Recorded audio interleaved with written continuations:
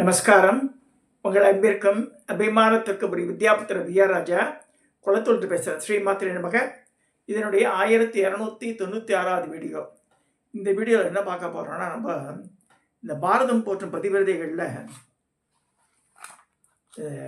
ரஞ்சனா பாலசுப்ரமணியம் அவர்கள் எழுதப்பட்ட புக்கு திரு பாலசுப்ரமணியம் காட்டி பண்ணியிருக்காரு. அதில் ரொம்ப அழகான டாபிக்ஸ் எல்லாம் போட்டிருக்கார். நிறைய கேரக்டர்ஸ் நம்ம கேள்விப்படாத இருக்குது. So that is why sharing with you. அதை செவிப்படுத்தி கேளுங்க. அதை இன்னைக்கு பேசக்கூடிய கபிலரும் ஸ்ரீமதியும். கபில மகரிஷி, கபில தீர்த்தம் திருப்பதியில் இருக்குது. மாடம்பாக்கத்தில் உலகுயே சிற்றேரி நாயனார் சொல்லக்கூடிய கபில மகரிஷி ஒரு ஜென்மத்தில் காராம்பசுவாக பிறந்து அங்கே மாடம்பாக்கத்தில் ஈஸ்வரனுக்கு பூஜை பண்ணதாக இருக்குது. ஸோ இது மாதிரி பலவித அவதாரம் எடுத்திருக்காள். நம்ம வைஷ்ணவ சித்தாந்தம் என்ன பண்ணுவா, ஏதாவது ஒரு நல்லபடியாக சொன்னா அவள் விஷ்ணுவோட அவதாரம் விடுவா. தசாவதாரத்தை விடுங்க, 24 அவதாரம் சொல்லிருக்கு பாகவதத்தில். ஒன் சச் அவதாரம் இஸ் கபிலாவதாரம் மகாவிஷ்ணுவோட அம்சம் சொல்லியிருக்கு.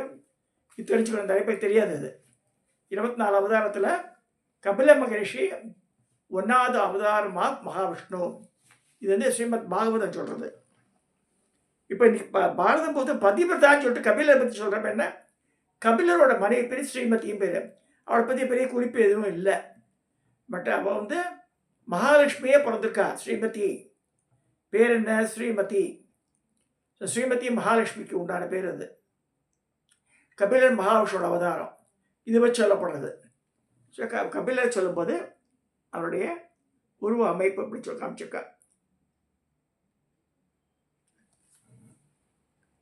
இந்த கூகுள் எடுத்தது தான், அதெல்லாம் என் சொந்த சர் கிடையாது. கூகுளில் எடுத்தது தான். கபிலரோ அவள் அம்மா தேவகூதி.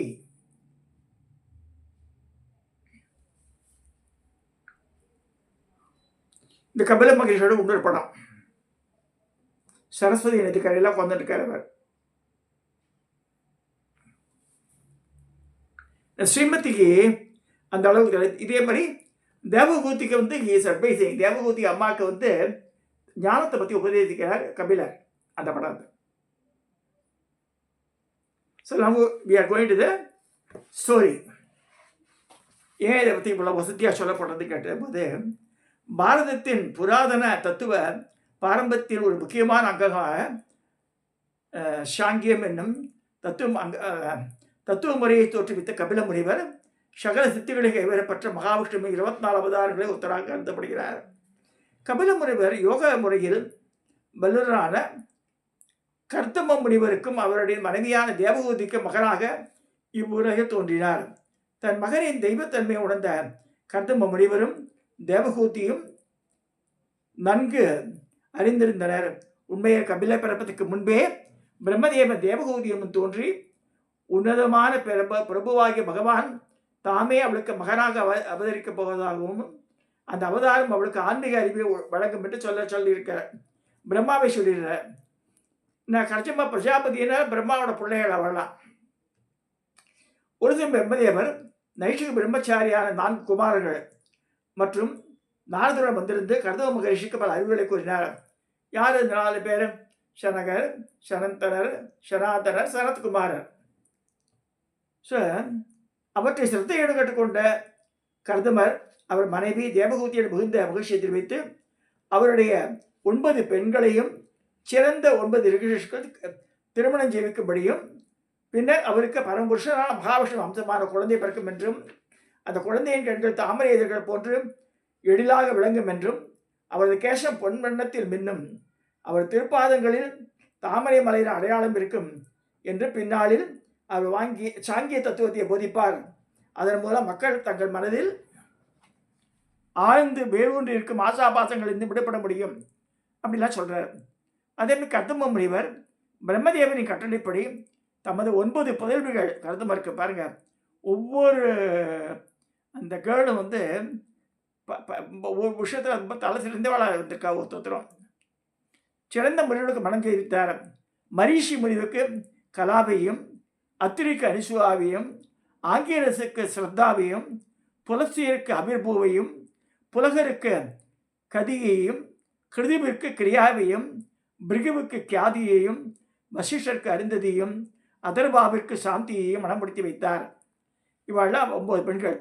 திருமணம் முடிந்த பிறகு அவள் ஆத்துக்காரோட அவள் ஆசிரமத்துக்கு போய் சந்தோஷமாக இருக்கா.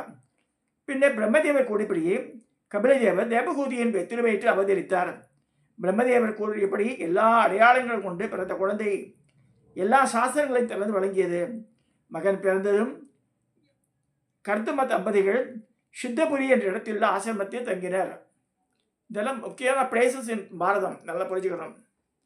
சில காலத்திற்கு பின் ஒரு நாள் கபிலர் தேவரை தனியான இடத்தில் அணுகி அவரை சரணடைந்து தங்களை என் புதல்வராக பெற்றதால் என் இல்லறம் முழுமடைந்து விட்டதாகவும் என் கடமைகளை நிறைவேற்றி விட்டதாகவும் உணர்கிறேன். தங்கள் கருணையினால் என் விருப்பங்கள் எல்லாம் பூர்த்தியாகிவிட்டன. இப்பொழுது தங்களின் அனுமதியுடன் என் இல்லத்தை விட்டு துறவரத்தை மேற்கொண்டு எல்லா இடங்களுக்கும் செல்ல விரும்புகிறது கர்தமர் சொல்கிறார். கபிலரும் கர்தம முனிவரை வேண்டுகோளை ஏற்றுக்கொண்டு அவரிடம் தங்களுக்கு மகனாக பிறப்பேன் என்று நான் முன்பு கூறியதை இப்பொழுது நிறைவேற்றியுள்ளேன். புரிந்து கொள்வது கடினமாக சாங்கிய தத்துவமே தன்னை உணர்த்துவதற்கான சிறந்த வழியாகும். காலப்போக்கில் மறைந்துவிட்ட அந்த தத்துவத்தை எனது அன்னைக்கு சாங்கிய தத்துவத்தை உபதேசம் பண்ணுறார் அம்மாவுக்கு. சரஸ்வதி கரையில் தங்கள் விரும்பப்படி துறவரை மேற்கொண்டு என்னை வெளிப்பட்டு இறுதியில் என்னை ஏற்படுத்தி அடைவீர்கள் சொல்கிறார். சாஸ்திர விதிகளின்படி வயது வந்த மகனை பெற்றிருக்கும் ஒருவன் சன்னியாசியை மேற்கொண்டு தன் மனைவியை மகனின் பொறுப்பில் விட்டுவிட்டு சன்னியாசம் போலான் இருக்கு. குடும்பம் மற்றும் உலக வாழ்க்கையும் முற்றிலும் விடுபடலாம். தன் மகன் பகவானின் அவதாரம் என்பதை கபில முனிவர் அறிந்திருந்தாலும் வேத கோட்பாட்டை மதித்து அதன் முக்கியத்துவத்தை வலியுறுத்தும் வகையில் அவரும் உரிய காலத்தில் மனைவியான தேவகூதியை தன் தெய்வீக குமாரனான கபிலதேவரின் பொறுப்பில் ஒப்படைத்துவிட்டு சன்னியாசம் பெற்றுக்கொண்டு காட்டுக்கு போகிறார். அதன் பின் கபில முனிவர் தன் அன்னையுடன் சரஸ்வதி நதி கருவத்தில் ஆசிரமத்தை அமைத்துக் கொண்டு தங்கினார். ஒரு நாள் பிரம்மதேவன் தோன்றி தேவகூதியிடம் அவருடைய மகன் கபில முனிவர் அவரிடம் அல்லது மக்களிடம் இருக்கும் அறியாமையை அழித்து தன்னிடம் இருக்கும் ஞானத்தை எடுத்திருப்பார் என்று சொல்லிட்டு மறைகிறார். கபில முனிவர் தாயினுடைய அனுமதியோடு கடுந்தபம் செய்ய கங்கையை தாண்டி காட்டுக்குள் போகிறார். அங்கு தியானம் செய்து ஞானமடைந்தார். தன்னுடைய ஞானத்தின் மூலம் மக்களுடைய அறியாமையை அகற்றினார். இயற்கை ஆத்மா இரண்டும் ஒரே சக்தியால் பிணைக்கப்பட்டிருக்கிறது என்பதை மக்களுக்கு உணர்த்தினார். தன்னுடைய ஞானத்தால் கபில சூத்திரம் என்ற நூலையும் ஏற்றினார்.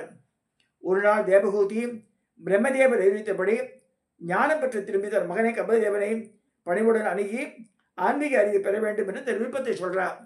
அவரும் வந்து அம்மாவுக்கு அவர் தன் நிலை அறிய விரும்பும் பரம ஞானிகளின் வழிமுறையை அவளுக்கு எடுத்துரைத்தார்.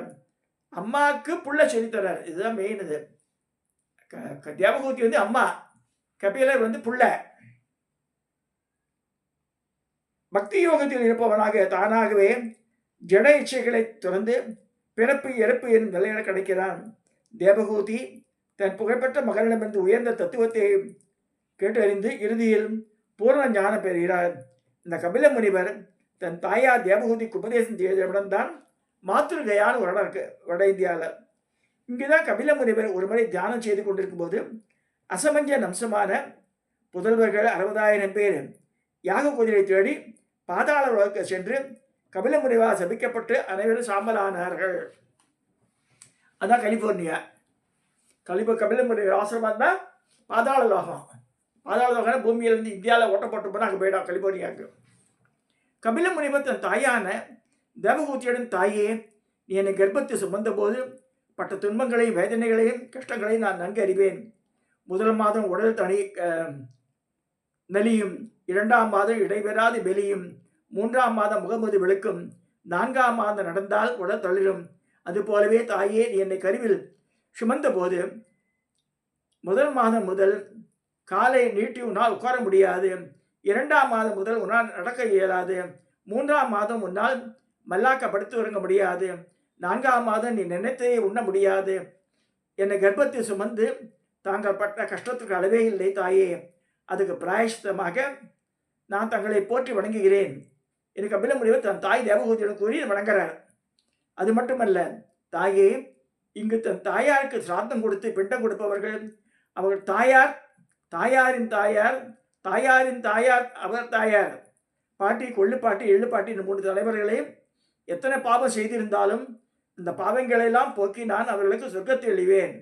இந்த கபில முனிவர் தன் தாயாரிடம் உறுதிபட கூறினார். குஜராத் மாநிலம் அகமதாபாத்திலிருந்து 110 கிலோமீட்டரில் உள்ள மகாசானா என்ற மாவட்டத்தில் சரஸ்வதி நதியின் இடதுகரை அமைந்துள்ளது சித்தப்பூர். இங்கே மாத்திருகையா உள்ளது. இந்த நகரில் வரலாற்றுக்கு பெயர் பெற்ற ஸ்ரீஸ்தலம் ஸ்காந்த புராணத்தின் பிரபாச காண்டத்தில் ஸ்ரீதலத்தின் மகிமை கூறப்பட்டுள்ளது. ஸ்ரீமத் பாகவத்தில் கபில முனிவர் இங்கேதான் பிறந்து சாங்கிய தரிசனத்தை தாயாருக்கு அளித்தார் என்று சொல்லப்படுகிறது. தந்தை வழி வந்த